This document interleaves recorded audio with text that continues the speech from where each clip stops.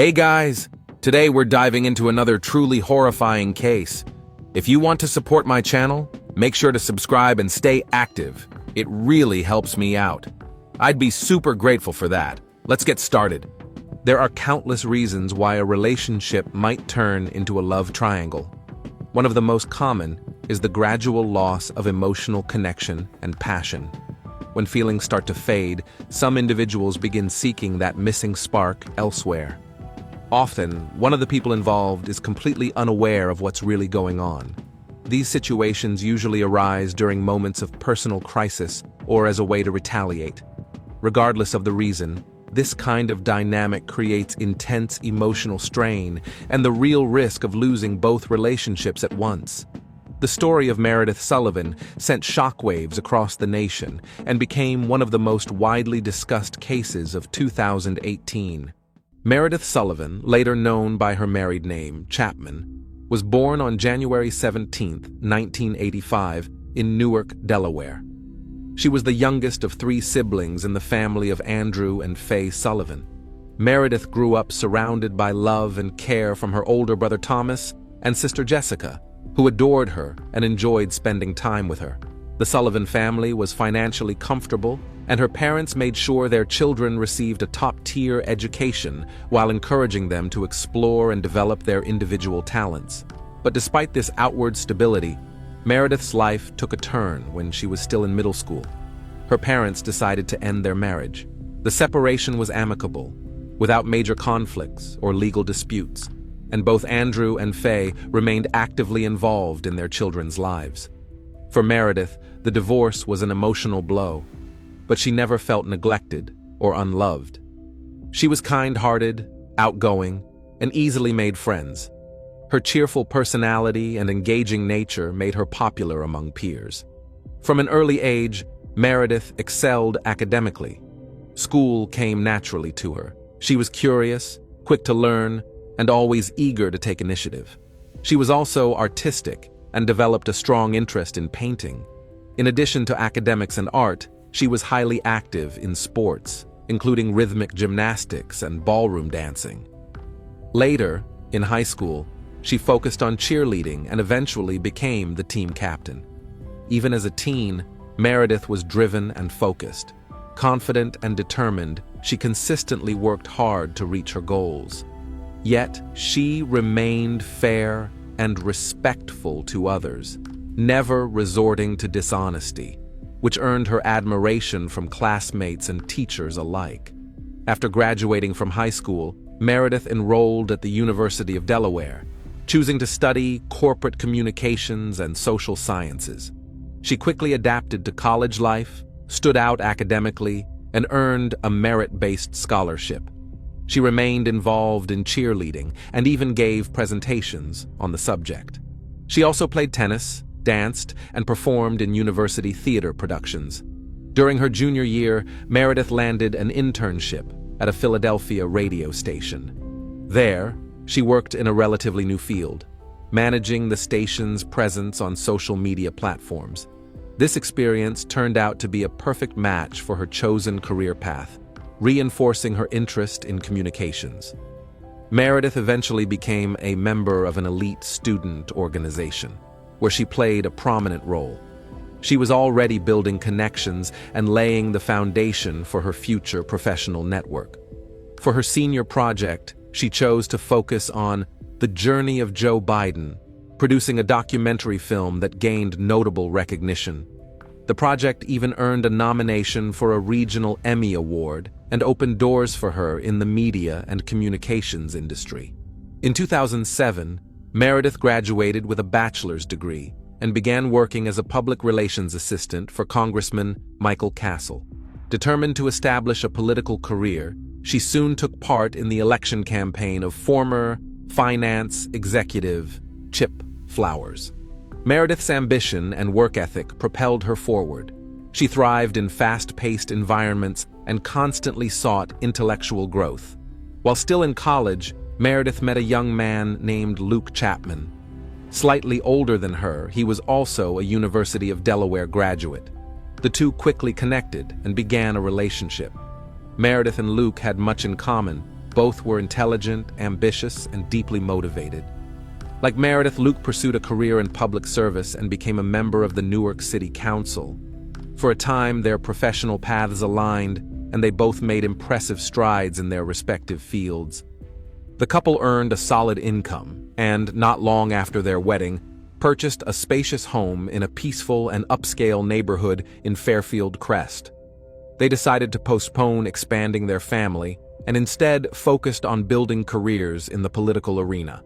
They brought home a golden retriever, named him Indy, and cared for him with the devotion some would reserve for a son or daughter. After a few years, Meredith made a major career shift. She stepped away from politics and pursued a path in education.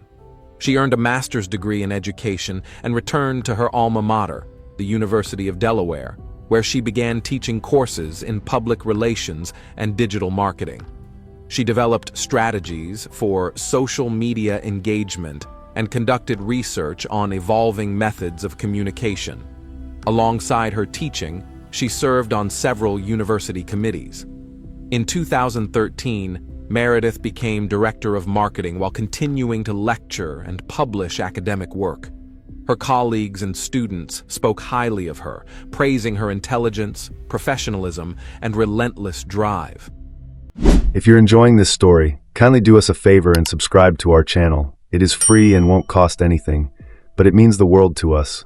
We're just a small channel trying to grow. Thank you, and back to the video. Luke's career was also progressing. He worked long hours and took his responsibilities seriously. As time passed, both he and Meredith became increasingly absorbed in their individual goals. They were rarely home at the same time, and slowly but surely, distance grew between them. Despite how perfect things looked from the outside, their relationship had lost its spark. They no longer talked about starting a family, and the marriage became more of a formality than a partnership. Still, neither was in a rush to end the relationship. Their arrangement seemed to work well enough. They lived under the same roof, more like housemates than spouses, each managing their own finances and routines. There were no arguments, no confrontations. At public events, they appeared together and looked content. No one in their circle had any idea what was really going on behind closed doors. In 2016, Meredith decided to return to the political scene. This time, not as an assistant or staffer, but as a candidate in her own right. Ambitious and determined, she launched a campaign to challenge the sitting senator for Delaware's 8th District, Dave Sokola. Her campaign gained traction, and she had a strong shot at winning. In the end, though, she lost by a narrow margin of less than 5%. After the race, Meredith resumed her work in education, continuing to build her academic career. By 2017, she decided to bring on an assistant, a creative director, to manage marketing efforts under her leadership. She posted the job opening online and soon received a wave of applications. Meredith personally interviewed each candidate, but one stood out: a 49-year-old man named Mark Gerardeau. He met every requirement: experience, credentials, and the skill set needed for the role.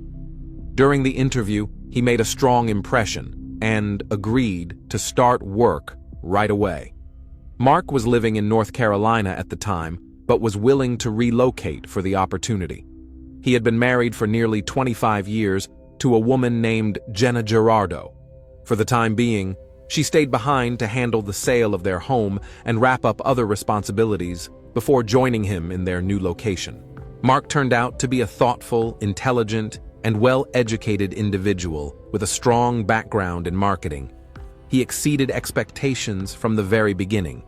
He and his new supervisor quickly established a great working relationship, finding common ground almost instantly. Mark was 16 years older than his young boss. At the time, both of them were still legally married, but neither let that fact get in the way. Meredith had grown emotionally distant from the husband she had spent nearly a decade with, as both were consumed by their professional lives. Mark's situation was even more complicated. He had been married to his wife for nearly 25 years and had remained committed throughout that time. As co-workers, they grew close without even realizing it. Their collaboration was smooth, and they shared an unspoken understanding. Mark was reliable, efficient, and skilled. But behind their professional synergy, something deeper was beginning to form, unnoticed by those around them. To Meredith, Mark became more than just a trusted colleague. She felt she could confide in him, not just about work, but about her personal thoughts and emotions. That meant a lot to her.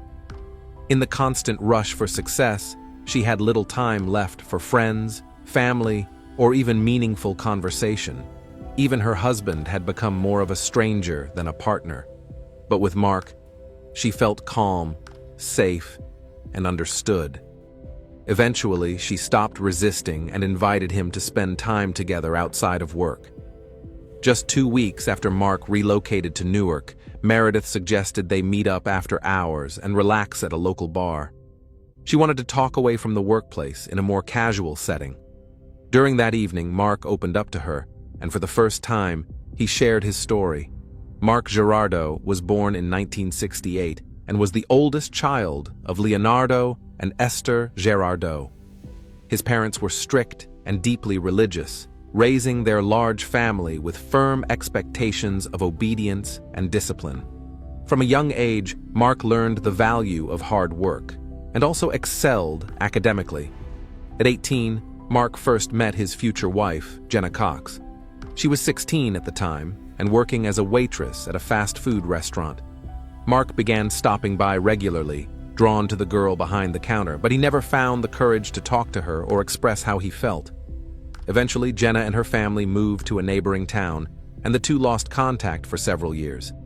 In 1990, they crossed paths again, this time at a local shopping center where Jenna was working as a sales associate. Mark was thrilled to see her again, but still too shy to make a move. Sensing this, Jenna took the lead and asked him out first. Their relationship progressed quickly. They began dating seriously, and in 1992, Mark proposed.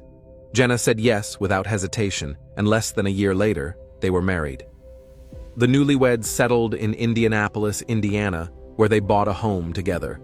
By that time, Mark had earned a degree in graphic design and secured a well-paying job in his field. Jenna worked as a real estate agent, and the couple enjoyed a comfortable lifestyle. Although they never had children of their own during their many years of marriage, they adopted 3 dogs and treated them like family. To friends, neighbors, and relatives, Mark and Jenna seemed like a perfect match. They appeared deeply in love and genuinely happy. There were no public arguments, and their home was known for its peace and harmony. Both partners were strong, independent individuals with steady incomes and stable lives. But by the mid-2000s, teens, after more than 2 decades together, the Gerardos hit a rough patch. During that time, Mark lost both of his parents in a short span, and Jenna, who had invested heavily in launching her own business, faced a serious financial setback. Faced with mounting emotional and financial strain, the couple decided it was time for a major life change.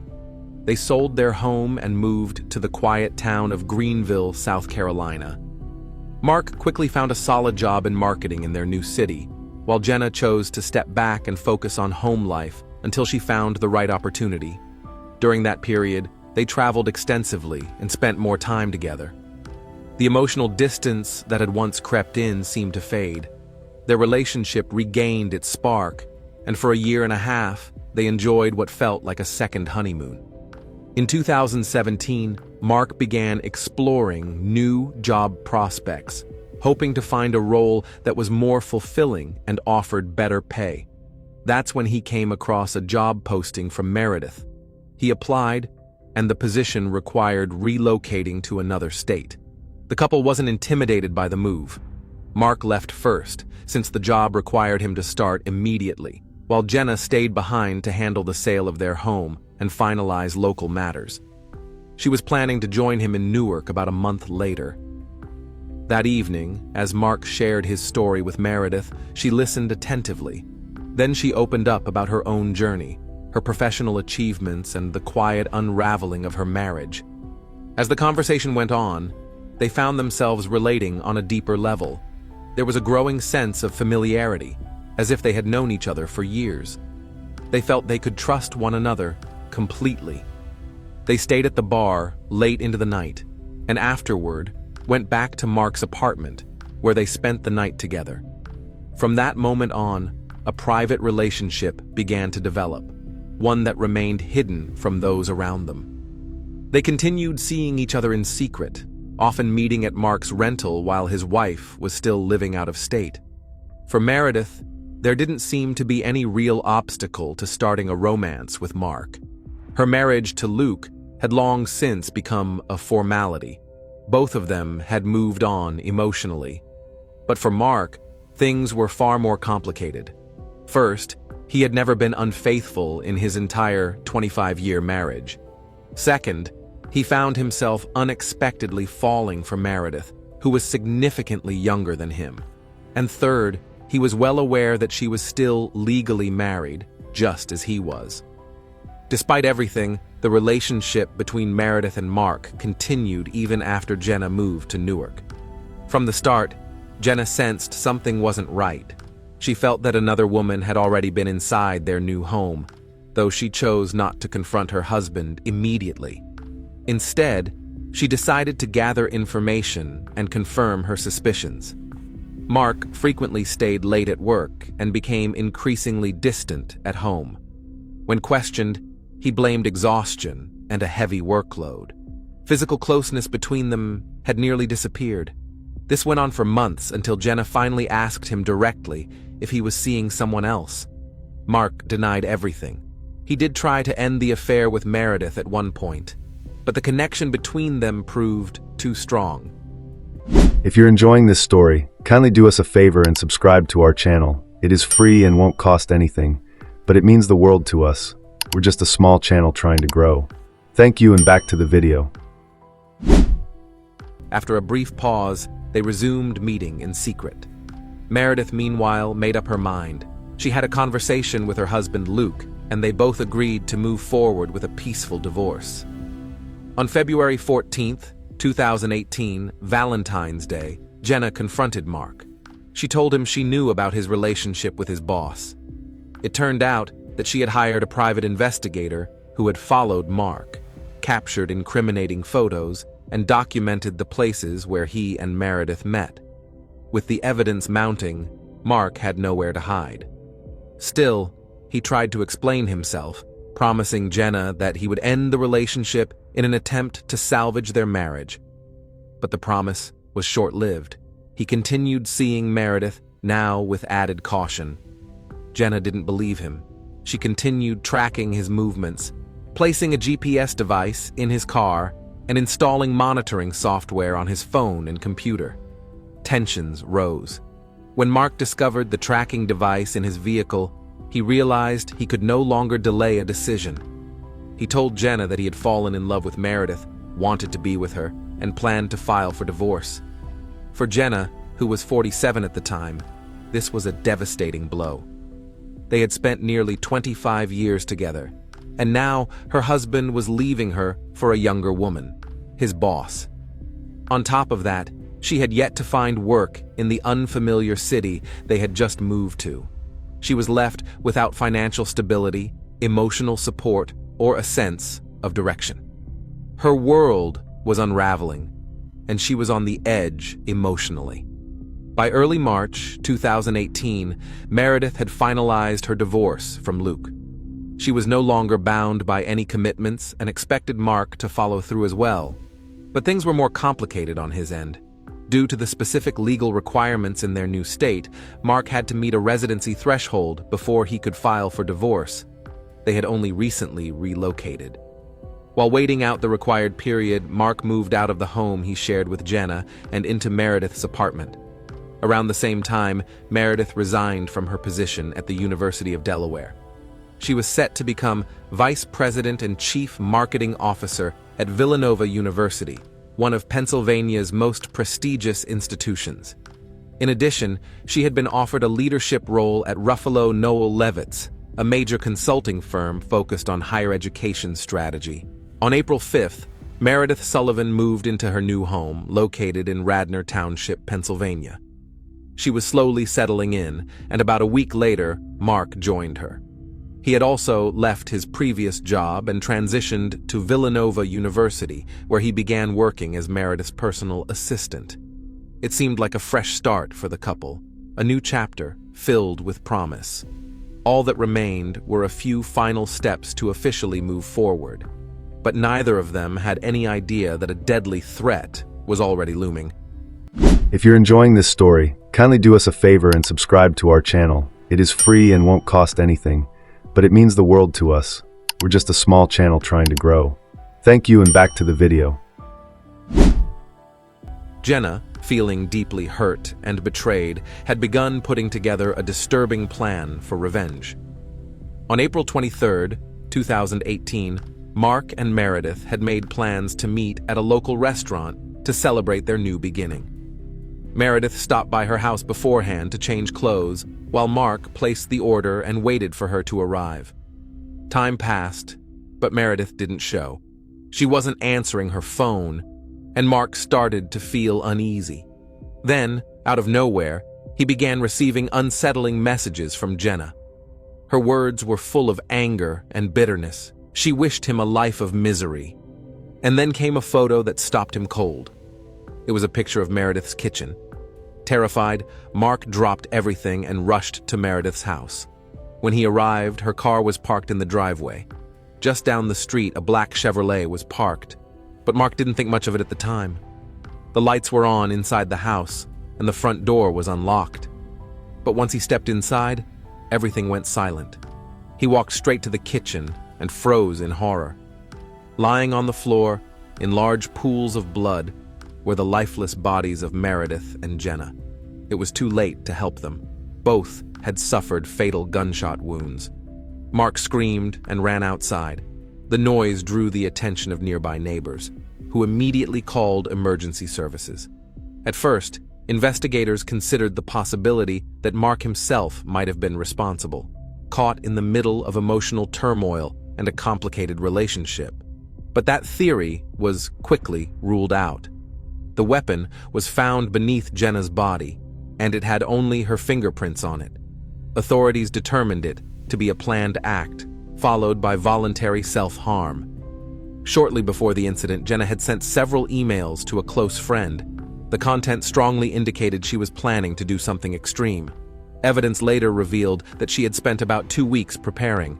She had purchased a firearm, rented a car, and gathered items for disguise. Jenna had managed to find Meredith's new address on her own. She spent a full week watching the couple's movements. Neighbors later reported seeing a strange woman in a wig, driving a black Chevrolet, and loitering around the neighborhood. Still, she didn't appear threatening. Even Mark recalled noticing the car, but assumed it belonged to someone local.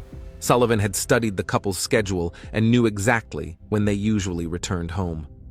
On that day, she arrived early, parked her vehicle a few blocks away, and made her way to the house.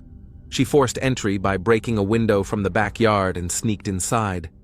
It's believed she intended to confront and take the lives of both Mark and Meredith, then end her own. But her plan didn't go as expected. Meredith arrived at the house alone. Later, investigators uncovered that Meredith had taken out a life insurance policy about 1.5 years earlier, valued at $500,000. The listed beneficiary was her ex-husband, Luke. When the divorce was finalized, the beneficiary designation had not been updated. Because of this, Luke Chapman became a person of interest in the investigation, as authorities explored whether he might have had any indirect involvement in the incident.